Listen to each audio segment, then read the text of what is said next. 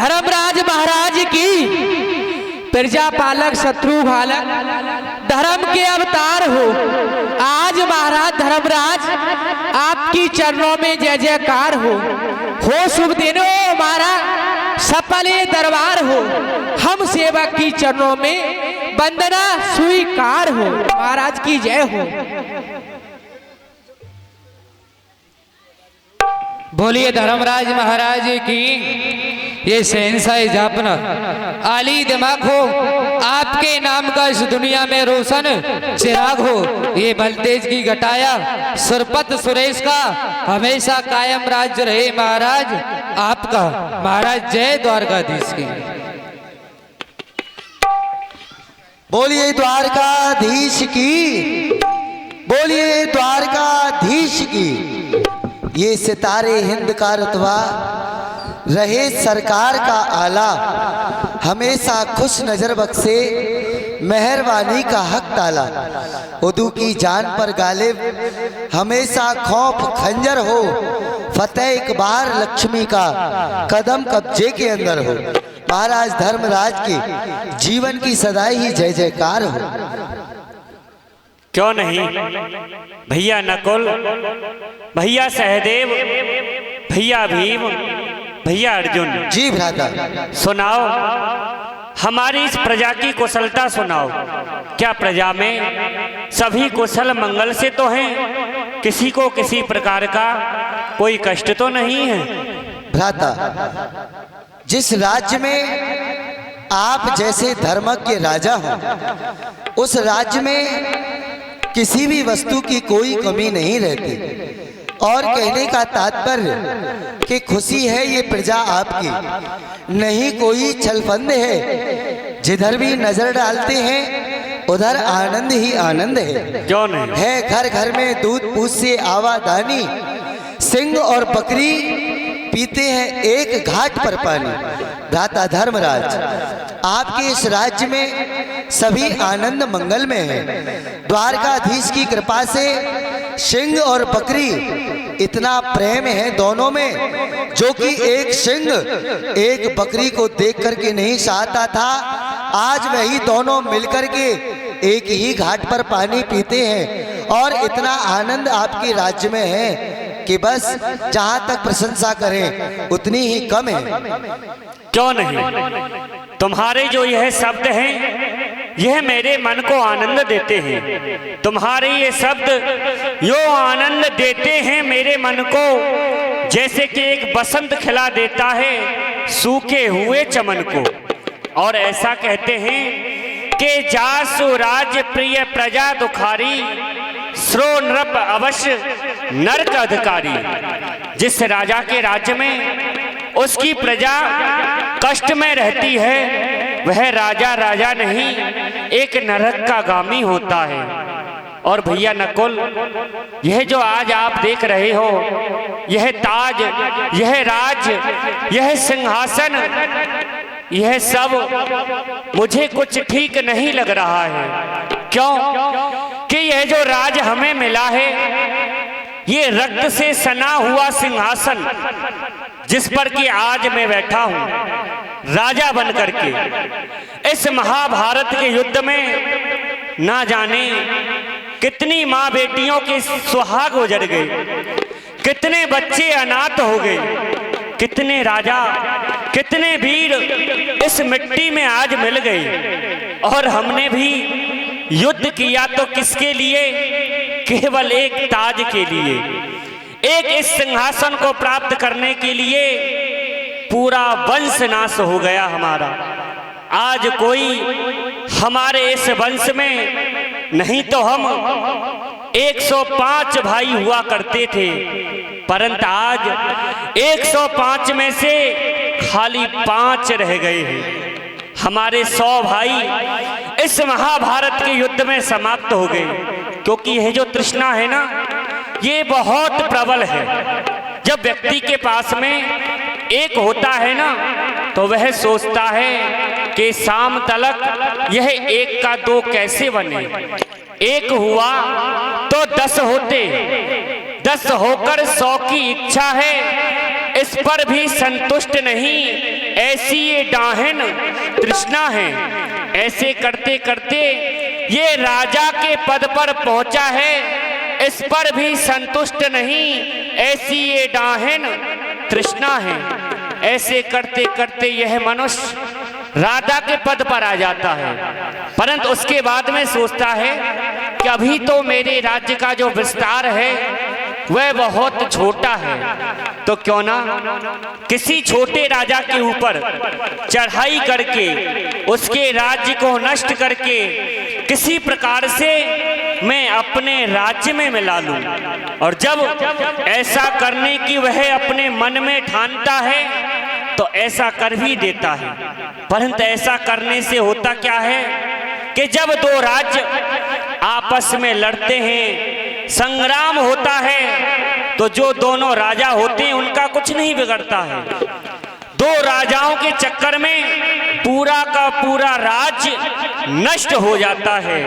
यह आप देख रहे होंगे कि लड़ाई केवल हम दो परिवार की थी, हम दो भाइयों की लड़ाई थी, परंतु हम दो भाइयों के चक्कर में इस पूरे भारतवर्ष के राजा आकर के लड़े, कुछ दुर्योधन की तरफ, कुछ हमारी तरफ। बस यही युद्ध, दो परिवार का युद्ध आज महाभारत का युद्ध बन गया, जो कि इस युद्ध में आकर के देश देशांतरों के राजाओं ने अपने अपने प्राणों की आहुति दे दी। उनका कोई दोष नहीं था, उनकी किसी से लड़ाई नहीं थी, बस कुछ राजाओं ने हमारा सहयोग दिया और कुछ राजाओं ने उस दुर्योधन का सहयोग दिया। सहयोग के चक्कर में आज हमारे सगे संबंधी पितामह भीष्म, आचार्य, द्रोणाचार्य, अनेकों वीर, कर्ण, विकर्ण, ऐसे ऐसे महायोद्धा आज इस भूमि में मिल गए। तो भाई अब जो हमारी जिज्ञासा है, जो हमने पाप किए हैं, अपने पूर्वजों का वध किया है, उनकी आत्मा की शांति के लिए, उनके जीर्णोद्धार के लिए हम चाहते हैं कि क्यों ना हम एक यज्ञ कराएं। तो इसमें आप सभी की क्या इच्छा है? हमारी यही इच्छा है क्यों ना राजर्षि यज्ञ किया जाए। तो आप बताएं, यदि आपकी सलाह हो तो इस यज्ञ का आयोजन किया जाए। भ्राता धर्मराज, आपने कहा, जो भी कहा सब सत्य है। मनुष्य एक दूसरे के लिए क्या से क्या ना क्या करता है, और आपने कहा कि सिंहासन के पीछे कोई ना कोई जनहानि होती है, ये बात भी सत्य है। आप कह रहे हैं कि आप सभी राजाओं के ऊपर एक श्री राजा युक्त करना चाहते हैं, जिससे कि सारी प्रजा का कुशल हो। लेकिन भाई भ्राता धर्मराज, आपका कहना ठीक है, और हम तो यही चाहते हैं कि जल्दी से जल्दी ये कार्य हो, सभी राजाओं के ऊपर एक राजा नियुक्त हो, जो कि पूरी प्रजा का हाल रखे, सभी कुशल हो। और भ्राता अर्जुन भी विराजमान हैं, भ्राता अर्जुन से भी पूछिए कि उनकी क्या राय है। आइए भ्राता अर्जुन। भाई, अश्वमेध यज्ञ तो हम करना चाहते हैं, परंतु इस यज्ञ को करने के लिए आप तो जानते हो कि जब तक हमारे द्वारकाधीश हमारे समक्ष नहीं आते हैं, उनसे हम राय नहीं लेते हैं, उससे पहले है हम किसी कार्य को नहीं करते हैं। तो हमारी तो यही इच्छा है कि आप जाकर के द्वारकाधीश को निमंत्रण दे करके और यहाँ पर पे बुला करके लाएं, जिससे हम अश्वमेध यज्ञ करने की सोचें। क्यों नहीं महाराज, यह आपके बड़े सुंदर विचार हैं, जो कि आप एक अश्वमेध यज्ञ कराना चाहते हैं। तो क्यों नहीं महाराज, मैं जाकर के द्वारकाधीश को बुला करके लाता हूँ। ठीक है, जाइए। अश्वमेध यज्ञ करने का विचार धर्मराज युधिष्ठिर बनाते हैं और अर्जुन को द्वारकाधीश के पास पहुंचते हैं। कहा कि जाओ, उनको बुलाकर के लेके आओ और निमंत्रण देकर के भी आओ। मोर मुकुट सिर गल बनमाला केसर तिलक लगाए, केसर तिलक लगाए। मोर मुकुट सिर गल बनमाला केसर तिलक लगाए, केसर तिलक लगाए। वृंदावन की कुंज गलिन में सबको नाच नचाए और सबको नाच नचाए। राधे गोविंदा गोपाला। बोलो द्वारकाधीश भगवान की है, बोलो द्वारकाधीश भगवान की। है। भगवान के चरणों में ये गांडीवधारी अर्जुन प्रणाम करता है। स्वागत है, आइए भगवान। सुनाइए, सभी आनंद मंगल से तो हैं। हाँ भगवान। और आज आप हमारे समीप किस कारण को लेकर के आए हो? भगवान, हम आपकी कृपा से पांचों भाई कुशल मंगल रहते हैं। क्यों नहीं? तो भगवान आप भी सुनाए कि आप कुशल मंगल हो। हाँ, हम भी आनंद मंगल से रह रहे हैं। बताइए किस कारण को लेकर के आना हुआ? भगवान, मैं एक पत्रिका लेकर के आया हूँ जिसमें कि धर्मराज महाराज ने कहा है कि आपके लिए पत्रिका दी जाए और आपको धर्मराज महाराज ने दरबार में याद किया है। क्या कहा? महाराज धर्मराज ने याद किया है? हाँ भगवान। तो चलो अर्जुन, हम तुम्हारे साथ ही चलते हैं। चलिए भगवान। आइए कुछ दान दाताओं के नाम। पंकज भैया,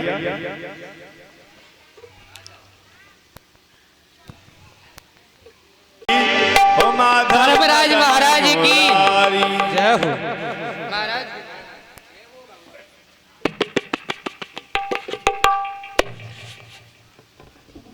सुनाइए भ्राताश्री, आज आपने हमें किस कारण को लेकर के याद किया है? आनंद मंगल से तो हैं आप। हाँ द्वारकाधीश, आपकी असीम कृपा हम पांचों भाइयों के ऊपर और हमारे इस राज्य के ऊपर। भला आपकी छत्र छाया में कष्ट, अरे कष्ट तो कोई पा ही नहीं सकता है।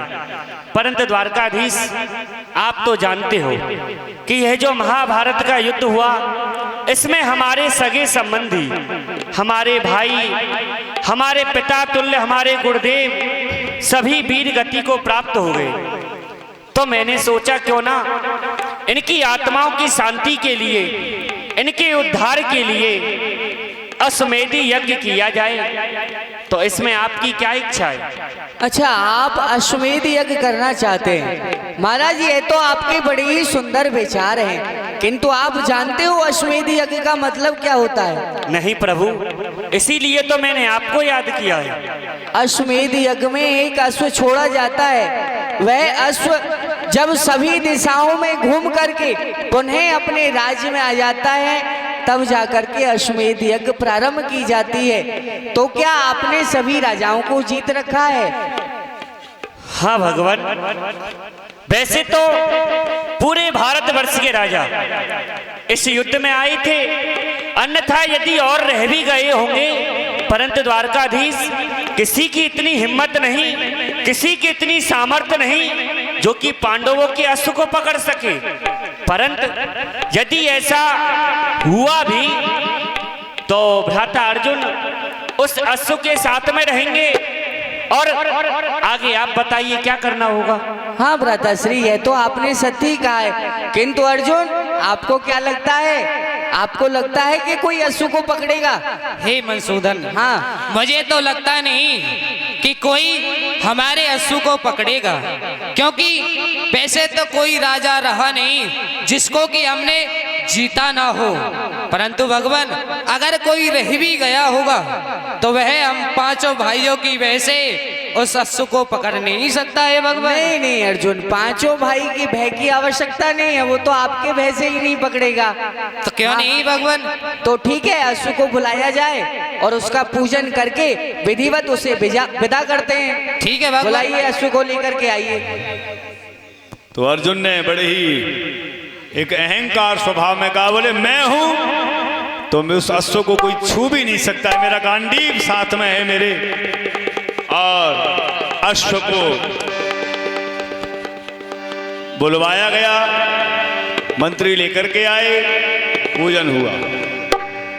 ओम स्वस्ति न इंद्रो वृद्धश्रवाः स्वस्ति नः पूषा विश्ववेदाः स्वस्ति नस्तारक्षो अरिष्टनेमिः स्वस्ति नो बृहस्पतिर्दधातु द्यौः शान्तिरन्तरिक्षं शान्तिः पृथिवीः शान्तिरावः शान्तिरौषधयः शान्तिः वनस्पतयः शान्तिर्विश्वे देवाः शान्तिर्ब्रह्म शान्तिः सर्वगं शान्तिः शान्तिरेव शान्तिः सामा शान्तिरेधिः।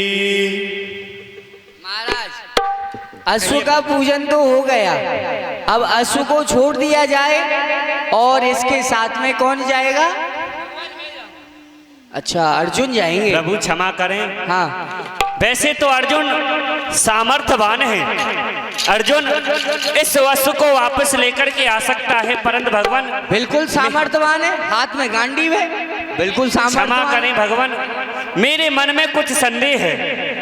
यदि आपकी कृपा हो तो अर्जुन के साथ में आप नहीं, जाने वाले अर्जुन हैं तो अर्जुन को नहीं लगे उचित कि हम उसके साथ जाएं, आप क्यों निवेदन कर रहे हैं? हे माधव, हाँ आप तो जानते हो कि आपके बगैर तो मैं कहीं नहीं जाता हूँ। अच्छा तो इसलिए भगवान आप हमारे साथ में ही चलो तो अच्छा रहेगा। हाँ सही बात है, हम यहाँ अकेले पड़े क्या करेंगे? करेंगे? तुम्हारे साथ ही चलते हैं। चलिए तो भगवान। ठीक है अर्जुन, चलो इस यात्रा को प्रारंभ करते हैं। ठीक है भगवान, देखते हैं कि इस अश्व को पकड़ता कौन है। हाँ भगवान, ये भी हमें मालूम पड़ जाएगी कि इस पृथ्वी पे कोई वीर है। नहीं अर्जुन देखो, हमें तो ऐसा लगता नहीं है कोई इस अश्व को पकड़ेगा, क्योंकि तुम्हारे गांडीव की जो प्रशंसा है वह पूरे संसार में फैली हुई है। तुमने महाभारत में अनेक महारथियों को जीता है। हाँ भगवान, तो चलो देखते हैं कौन पकड़ता है इसे। चलिए भगवान। अश्व का पूजन हुआ और अश्व को छोड़ा गया। अश्वमेध यज्ञ करना है तो अश्व को पहले छोड़ा जाता है। जो राजा उस अश्व को पकड़ेगा उस राजा से युद्ध किया जाएगा। यदि वह राजा परास्त हो जाता है तो फिर आगे बढ़ा जाएगा, और यदि अश्व छोड़ने वाला परास्त हो जाता तो फिर यज्ञ नहीं हो सकता, ना ही वो राजा उस यज्ञ को कर सकता है। अश्व को छोड़ा गया, अर्जुन और भगवान उस अश्व की रखवाली के लिए पीछे पीछे चल रहे हैं और वह घोड़ा आगे बढ़ता हुआ। अर्जुन अश्व तो घूम ही रहा है, चलो हम और आप कहीं विश्राम करते हैं। ठीक है भगवान, चलिए। हो राधा शक्ति बिना न कोई श्याम का दर्शन पावे, ओ श्याम का दर्शन पावे। राधा शक्ति बिना न कोई श्याम का दर्शन पावे, ओ श्याम का दर्शन पावे। और आराधन कर राधे राधे काना भागे आवे, और काना भागे आवे। राधे गोविंदा मन भजले हरि का प्यारा नाम है।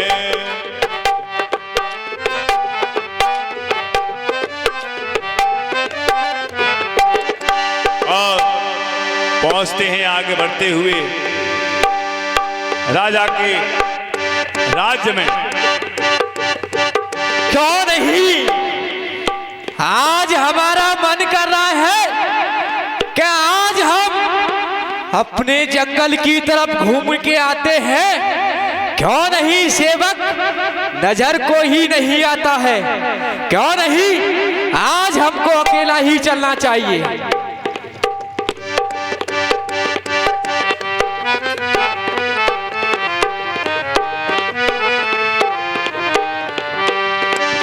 ये क्या, हमारे जंगल में इतना सुंदर यश ये किसने छोड़ा है? क्यों नहीं, जिसने भी छोड़ा है हमारे घूमने के लिए छोड़ा है। क्यों नहीं, आज हम इस पे अपनी सवारी करते हैं। पर क्या इस पे तो कोई चुनौती लिख रही है? जो कोई इसको पकड़ेगा इसको अर्जुन से युद्ध करना पड़ेगा। युद्ध तो हम करेंगे क्योंकि हमारी भुजा में शक्ति है और ताकत है, पर आज हम इस यक्ष पे जरूर बैठेंगे, सवारी करेंगे। राजा ने उस अश्व को पकड़ लिया, कहा कि इस अश्व को अब हम अपने साथ में रखेंगे, इस पर सवारी करेंगे, देखते हैं किसकी हिम्मत है जो इस अश्व को यहाँ से लेकर के जाए। रुक जाओ, आओ, आइए कुछ दान